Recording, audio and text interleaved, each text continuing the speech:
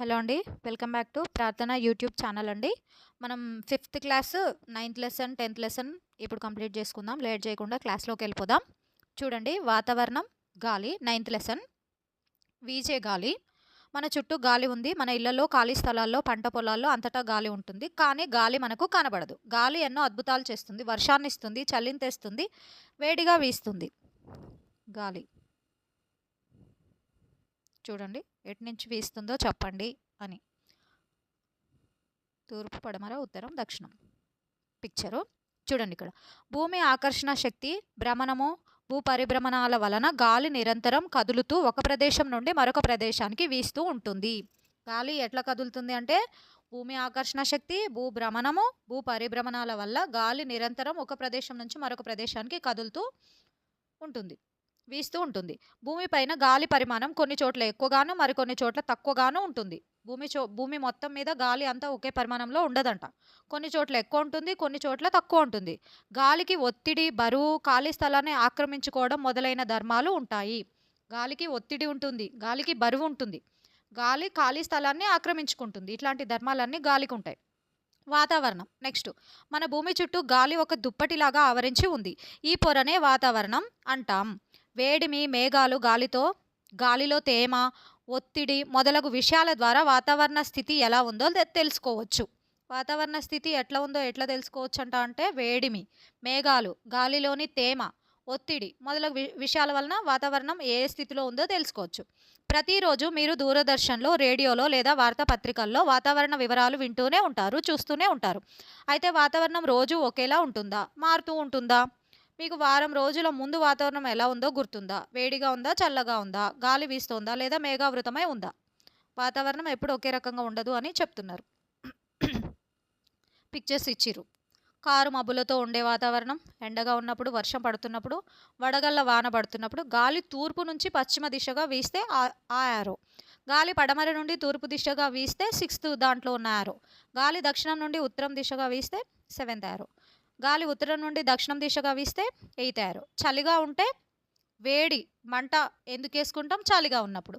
ఎండ ప్రకాశవంతంగా ఉంటే ఆ పిక్చర్ ఇది. నెక్స్ట్ వాతావరణ పట్టిక అని పిల్లల కోసం ఇది. చూడండి, కాలాలు అని ఇచ్చిర్రు ఇక్కడ. భూమి సూర్యుని చుట్టూ పరిభ్రమించడం వల్ల, భూమి అక్షం వంగి ఉండడం వల్ల కాలాలు, ఋతువులు ఏర్పడతాయి. కాలాలు, ఋతువులు ఎట్లా ఏర్పడతాయంటే భూమి సూర్యుని చుట్టూ పరిభ్రమించడం వల్ల, భూమి అక్షం వంగి ఉండడం వల్ల కాలాలు, ఋతువులు ఏర్పడతాయి. వాతావరణాన్ని బట్టి సంవత్సరాన్ని 3 కాలాలుగా విభజిస్తారు. అవి చలికాలం అంటే శీతాకాలం, ఎండాకాలం అంటే వేసవికాలం, వర్షాకాలం అంటే వానాకాలం. అది చూడండి ఇక్కడ వివిధ రకాల కాలాలు పిక్చర్ ఇచ్చారు. ఇది చలికాలం. మంట వేసుకుంటున్నారంటే చలికాలమే కదా, మరి చల్లగా ఉంటే చలికాలం. చూడండి, చలికాలంలో వాతావరణం చల్లగా ఉంటుంది. కొబ్బరి నూనె గడ్డ కట్టడం, సూర్యోదయం ఆలస్యంగా, సూర్యాస్తమయం త్వరగా జరగడం గమనిస్తాం. చలికాలంలో మీరు ఎండలో కూర్చోవడానికి ఇష్టపడతారు కదా. అందరూ రంగురంగుల స్వెటర్లు, శాలువాలు, దుప్పట్లు కప్పుకుంటారు. సూర్యాస్తమయం కాగానే అందరూ ఇండ్లకు చేరుకుంటారు. మొక్కలపైన సీతాకోక చిలుకలు తిరుగుతూ ఉంటాయి. చలికాలం తర్వాత కోయిల కూయడం మొదలు పెడుతుంది. చలికాలం తరువాత మామిడి చెట్లకు పూత వస్తుంది. అంతటా పూలు వికసిస్తాయి. ఇంకా చాలా రకాల ప్రకృతి సౌందర్యం చలికాలంలో కనిపిస్తుంది. నెక్స్ట్ పక్కన పిక్చరు, అది వేసవికాలం. ఎండ దంచి కొడుతుంది అంటే వేసవికాలం. ఎండాకాలం క్రమక్రమంగా ఎండ తీవ్రం అవుతుంది. ఎండాకాలంలో వేడిగాలులు వీస్తాయి. తీవ్రమైన ఎండ, వేడిగాలి ద్వారా పరిసరాలు వేడెక్కుతాయి. ఏప్రిల్, మే, జూన్ మాసాల్లో అధిక వేడి ఉంటుంది. ఎప్పుడు? ఏప్రిల్, మే, జూన్ మాసాల్లో అధిక వేడి ఉంటుంది. ఎప్పుడు? నీళ్ళలో ఈత కొట్టాలనిపిస్తుంది లేదా ఇంటి నీడన ఉండాలనిపిస్తుంది. చల్లటి నీళ్లు, పానీయాలు తాగాలనిపిస్తుంది. ఈ కాలంలోనే మామిడి పండ్లు, ముంజలు కూడా లభిస్తాయి. అవి తినడంలో ఎంతో ఆనందం కలుగుతుంది. ఎండాకాలంలో శరీరానికి గాలి బాగా తాకేలా సన్నటి నూలు బట్టలు వేసుకోవాలనిపిస్తుంది. బయటికి వెళ్తే వడదెబ్బ భయం ఉంటుంది. ఎండలో తిరిగితే వేడి తగలడం, జ్వరం రావడం, ఇంకా ఎన్నెన్నో ఇబ్బందులు ఎదురవుతాయి. అయినా కానీ ఎండాకాలం అంటే పిల్లలకు ఇష్టం. ఎందుకు? సెలవులు వస్తాయి కాబట్టి. నెక్స్ట్ వర్షాకాలం, వానాకాలం.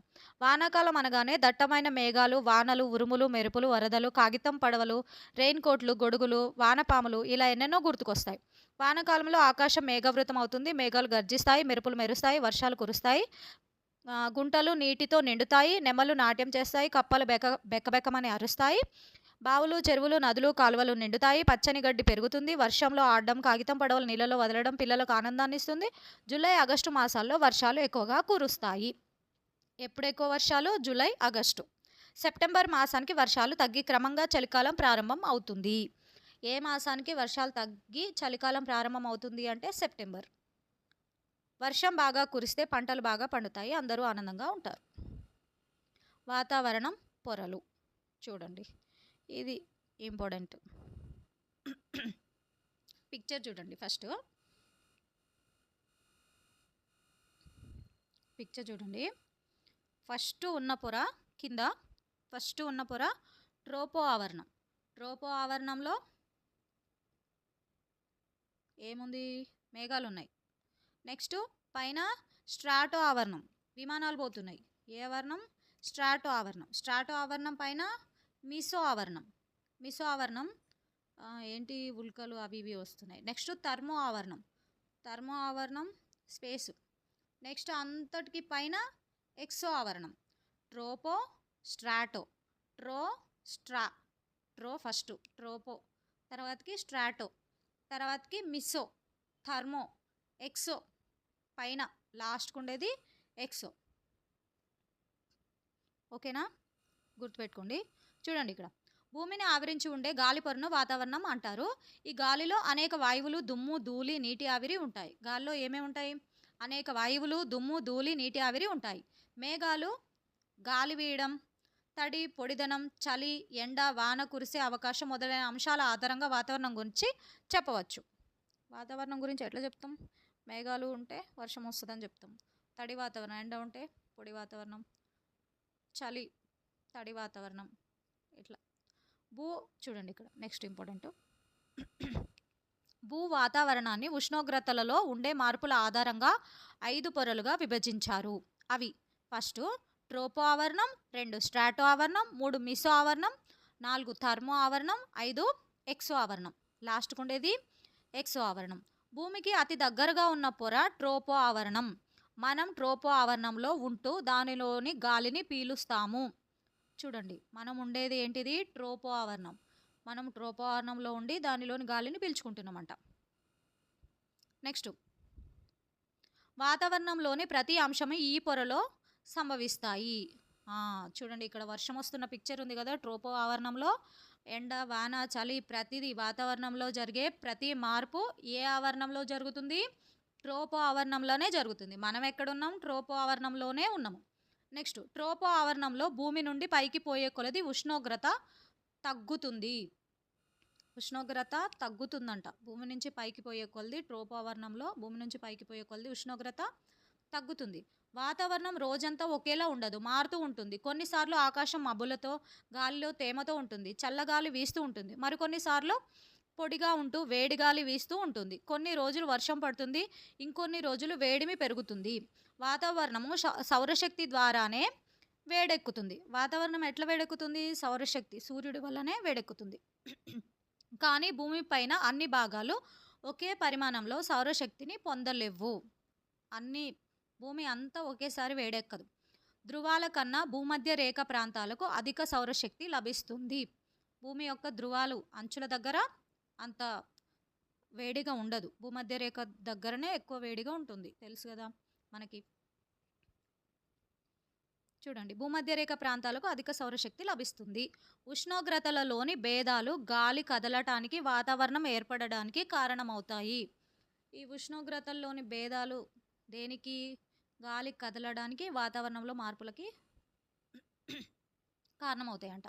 సూర్యకిరణాలు, గాలి, సముద్రాలు, నదులు, చెట్లు, భూమిపైన ఉండే ప్రదేశం యొక్క ఎత్తు మొదలైనవి వాతావరణంలో మార్పులకి కారణాలు.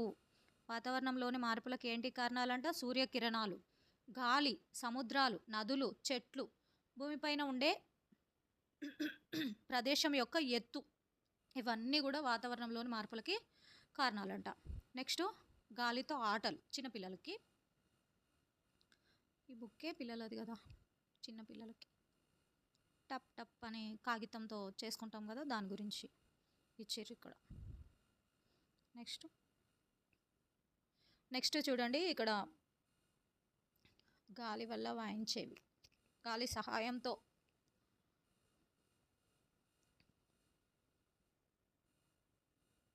నెక్స్ట్ మౌత్ ఆర్గాన్, సన్నాయి, గాలి సహాయంతో వాయించే పిక్చర్స్ ఇచ్చారు పైన.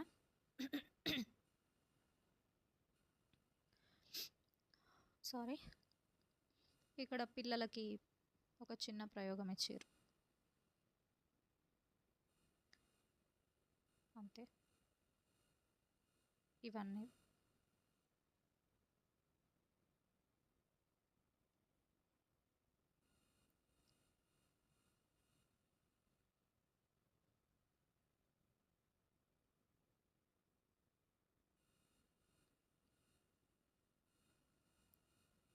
గాలికి శక్తి ఉంది, గాలికి బరువు ఉంది అని చెప్పడం కోసం.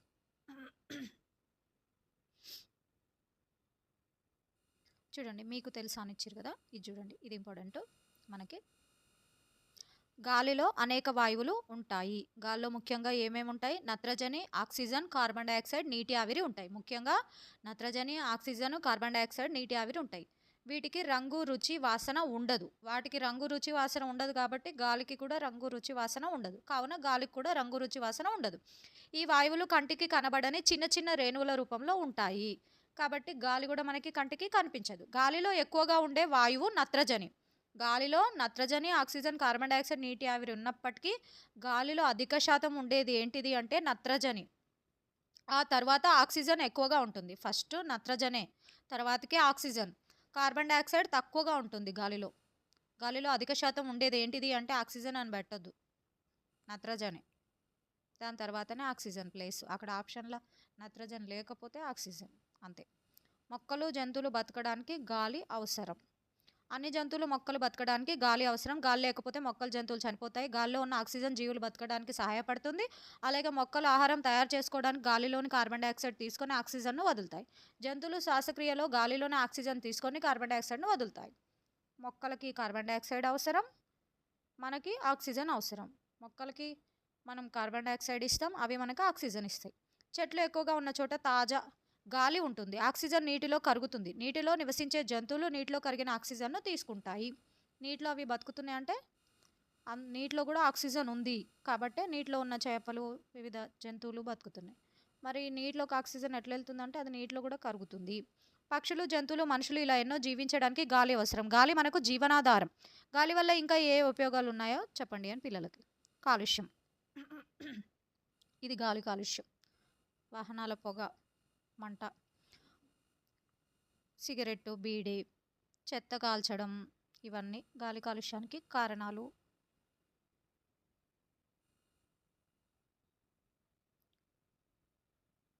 గాలి కాలుష్యం అయితే ఏమవుతుంది? మనకి ఊపిరితిత్తులకు సంబంధించిన వ్యాధులు, టీబీ, క్యాన్సర్ వంటి ప్రమాదకరమైన వ్యాధులు వస్తాయి కాబట్టి గాలి కాలుష్యం కాకుండా చూసుకోవాలి అని చెప్పి ఇక్కడ ఇచ్చారు, అంతే. అది 9th లెసన్. నెక్స్ట్ 10th లెసన్కి వెళ్దాం. సూర్యుడు, గ్రహాలు. 10th లెసన్ చూడండి, ఇక్కడ night time, day time pictures ఇచ్చారు. సౌర కుటుంబం. ఆకాశంలో మేఘాలు, సూర్యచంద్రులు, నక్షత్రాలతో పాటు కొన్ని గ్రహాలు, తోకచుక్కలు వంటివి ఉంటాయి.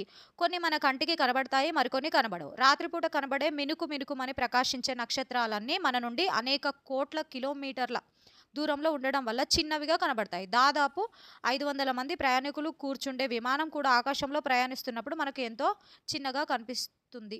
ఎందుకు ఆలోచించండి అంటే మన నుంచి దూరం ఉంది కాబట్టి. మీకు తెలుసా? చూడండి, సూర్యుడు కూడా ఒక నక్షత్రమే. సూర్యుడు ఒక నక్షత్రం. భూమికి మిగతా నక్షత్రాల కన్నా దగ్గరగా ఉండడం వలన సూర్యుడు పెద్దగా కనపడుతూ మనకు వెలుతురును, వేడిని ఇస్తున్నాడు. సూర్యుడు ఒక మండుతున్న అగ్నిగోళం. సౌర వ్యవస్థలో అన్నింటికన్నా పెద్దది సూర్యుడు. సూర్యకిరణాలు అన్ని దిశలకు ప్రసరిస్తాడు. సూర్యుడు ఏం చేస్తాడు? కిరణాలను అన్ని దిశలకు ప్రసరిస్తాడు. సౌర వ్యవస్థలోని శక్తి అంతటికీ సూర్యుడే మూలం. ఈ శక్తిలో కొంత భాగం వెలుతురుగా, మరికొంత భాగం వేడిమిగా భూమిని చేరుతుంది. భూమితో పాటు మిగిలిన 7 గ్రహాలు సూర్యుని చుట్టూ తిరుగుతూ ఉంటాయి. మొత్తం సౌర కుటుంబంలో హీరో ఎవరు అంటే సూర్యుడు. చూడండి,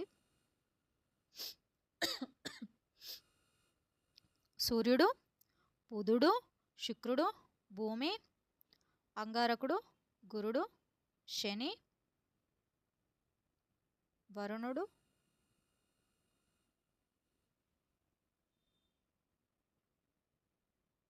నెప్ట్యూన్. చూడండి, ఇక్కడ చదువుకుందాం. సూర్యుని చుట్టూ తిరిగే వాటిని గ్రహాలు అంటారు. సూర్యుడు దాని చుట్టూ ఉన్న గ్రహాలను కలిపి సౌర కుటుంబం అంటారు.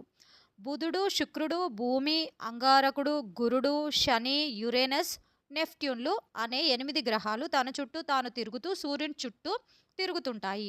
పూర్వం ప్లూటోను కూడా ఒక గ్రహంలాగా పరిగణించి నవగ్రహాలు అనేవారు. కానీ ప్రస్తుతం శాస్త్రజ్ఞులు ప్లూటోను గ్రహం కింద పరిగణించట్లేదు. ప్లూటోను తీసేసారు. కాబట్టి తీసేయడం అంటే ఆంచి తీసేయలేదు, గ్రహాల లిస్టులో లేదు ఇప్పుడు, అంతే. కాబట్టి సౌర కుటుంబంలో సూర్యునితో పాటు 8 గ్రహాలు ఉన్నాయి. ప్రతి గ్రహం ఒక నిర్ణీత మార్గంలో సూర్యుని చుట్టూ తిరుగుతూ ఉంటుంది. ఆ మార్గాన్ని కక్ష్య అంటారు. గ్రహాలు ఒక నిర్ణీత మార్గంలో సూర్యుని చుట్టూ తిరుగుతూ ఉంటాయి, దాన్ని కక్ష్య అంటారు. బుధుడు, శుక్రుడు, భూమి, అంగారకుడు, గురుడు, శని తర్వాతకి వరుణుడు తర్వాతకి నెప్ట్యూన్.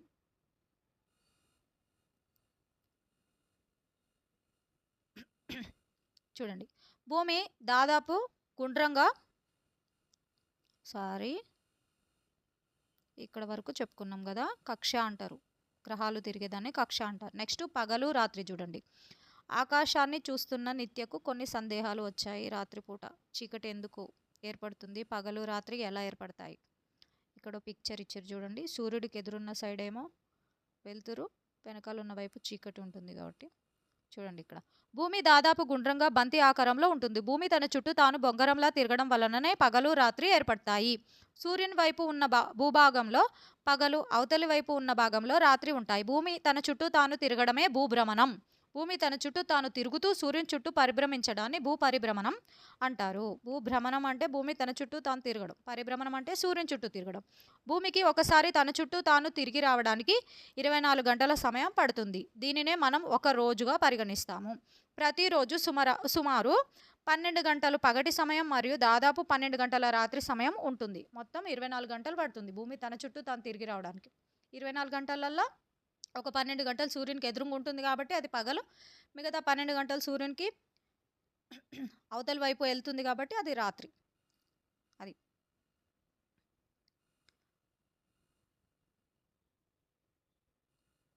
ఒక చిన్న ప్రయోగం పిల్లలకి. భూమి, చంద్రుడు.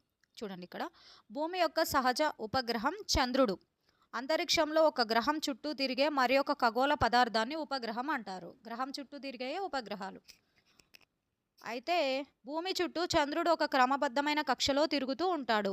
ఒకసారి భూమి చుట్టూ తిరిగి రావడానికి చంద్రునికి దాదాపు 28 రోజుల సమయం పడుతుంది. చంద్రుడికి భూమి చుట్టూ తిరిగి రావడానికి, అంటే భూమి చుట్టూ పరిభ్రమించడానికి చంద్రుడికి ఎంత సమయం పడుతుంది అంటే 28 రోజుల సమయం పడుతుంది. చంద్రునికి స్వయం ప్రకాశ శక్తి లేదు. సూర్యుని కాంతి చంద్రునిపై పడినప్పుడు పడి పరావర్తనం చెందుతుంది, అంతే. సూర్యుడి కాంతి చంద్రుడి మీద పడి పరావర్తనం చెందుతుంది తప్పించి చంద్రుడు స్వయం ప్రకాశక శక్తి కలిగిన వాడు కాదు అని చెప్తున్నారు. భూమి చుట్టూ తిరిగి రావడానికి చంద్రుడికి 28 రోజుల సమయం పడుతుంది. కక్షలో తిరుగుతున్నప్పుడు పౌర్ణమి రోజున చంద్రుని మొత్తంగా చూస్తాం. మిగిలిన రోజులలో చంద్రుడు వివిధ ఆకారాలుగా, ఒకసారి చిన్నగా మరొకసారి పెద్దగా కనబడతాడు. చంద్రునికి ఒక భ్రమణం పూర్తి చేయటకు దాదాపు 28 రోజులు పడుతుంది. భూమిలాగే చంద్రుడు, ఇతర గ్రహాలు తమ చుట్టూ తాము తిరుగుతూ ఉంటాయి. చంద్రుడు భూమి చుట్టూ తిరుగుతాడు, భూమి సూర్యుని చుట్టూ తిరుగుతుంటుంది. అంటే భూమి తన చుట్టూ తాను తిరుగుతూ సూర్యుని చుట్టూ తిరుగుతున్నట్టే చంద్రుడు తన చుట్టూ తాను తిరుగుతూ భూమి చుట్టూ తిరుగుతుంటాడు అన్నమాట. చంద్రకళలు. చంద్రుడు భూమి చుట్టూ పరిభ్రమిస్తున్నప్పుడు దాని ఆకారం మారినట్లుగా కనబడుతుంది. చంద్రుని పైన ఉండే ప్రదేశాలు గ్రహించే సూర్యకాంతిలో మార్పుల వల్లే చంద్రుని ఆకారంలో తేడాలున్నట్లు భూమి నుండి కనబడుతుంది. మనం భూమి నుంచి చూసినప్పుడు కొన్నిసార్లు చంద్రుడు నిండుగా, కొన్నిసార్లు కొంచెం కొంచెం కొంచెం ఇట్లా ఎందుకు కనిపిస్తాడంటే ఆ చంద్రుడి పైన సూర్యకిరణాలు ఎంతవరకు పడుతున్నాయో దాన్ని బట్టి మనకు అట్లా కనిపిస్తుంటాడు అనమాట భూమి నుంచి చూసినప్పుడు. దీనినే ఏమంటారంటే చంద్రకళలు అంటారు. ఇక్కడ ఇచ్చిర్రు చూడండి హెడ్డింగ్, చంద్రకళలు. ఏంటి? చంద్రుడి ఆకారంలో వచ్చిన మార్పులనే చంద్రకళలు అంటారు. ఇది 10th లెసన్. ఓకేనా అండి? అర్థమైంది అని అనుకుంటున్నా. మధ్యలో ఏమన్నా మిస్టేక్స్ వచ్చినా, నాలుక అప్పుడప్పుడు స్లిప్ అవుతుంది, బాగా సారీ, ఏమనుకోవద్దు. వీడియో చూడండి, నచ్చితే లైక్ చేయండి, షేర్ చేయండి, సపోర్ట్ చేయండి. థ్యాంక్ యూ అండి. Thank you very much. Next వీడియోతో మళ్ళీ కలుసుకుందామండి. బాయ్.